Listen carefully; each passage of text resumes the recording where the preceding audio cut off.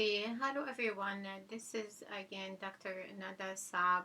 I'm trying to share with you some techniques that help in physics. One of them is Google Drawings, and the reason I'm sharing this because I asked my students to write a shorter paragraph about any subject that we discussed in class during the first semester.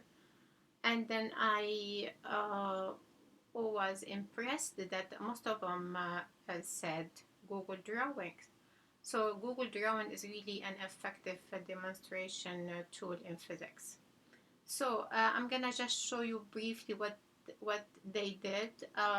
Usually, if you give them an example, they usually this is what they start. I mean, in kinematic, they draw something like this by handwriting. But then I decided why this they can learn. They're 11th graders, so they can learn a better strategy to represent their work. So I started Google Drawing. So instead of having this, now they did this. Well, I like it because they can tell me exactly the displacement, like from one point on the object to the same exact point on the object, like your velocity, acceleration. So this is something, or maybe something like that. So they have the table here. They have like this boat is slowing down, so the acceleration, they know that it has to be like opposite direction to velocity. They have the time, and then it shows here that they use Google Drawing for that. This is another one. This is a B accelerations. The wind is slowing it down, and then you have here the velocity, or maybe something like that. Those are all examples that the student did. And what about this one? See, they at least they show me the right direction for the acceleration. And someone, they get very fancy to even do it a better way, like this. They use colors, they use arrows to represent the velocity and acceleration. And then this is along the y-axis too, like the gravitational acceleration going down. They have the like the positive and the negative direction. And I like this one because it tells me exactly the displacement from the bottom of the watermelon to the bottom of the watermelon here, acceleration, the speed, the velocity actually. And then this is another one too that gets funny. and this one here too.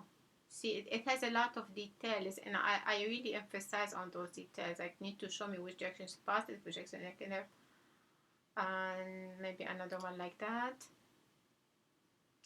And this is also another one for the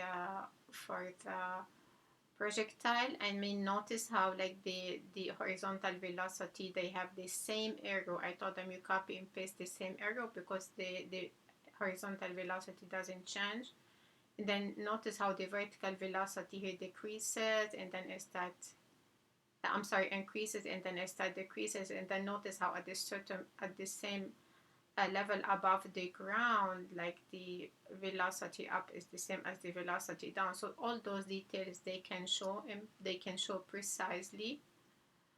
And then this is another one where they show the way perpendicular to the surface of the earth here, and then the normal force opposite to it, perpendicular to the surface of contact. This is another one that they did. This is all using Google Drawing, and also with the hand here, ball on hand. So trying to show me here the same thing.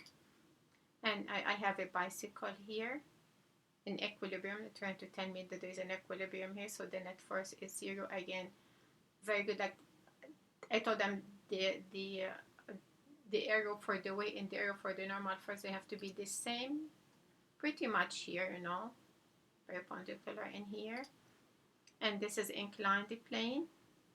All of these drawings are there, drawing on Google. And well, let me see. Okay, this is also the an airplane here. This is it on Google Drawing. Well, you can also use the spreadsheet and draw on. This is my drawing also.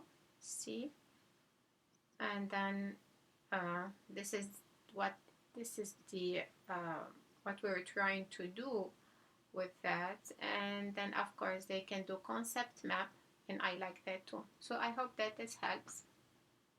Okay, so please teach your student how to use Google Drawings. It's really very effective.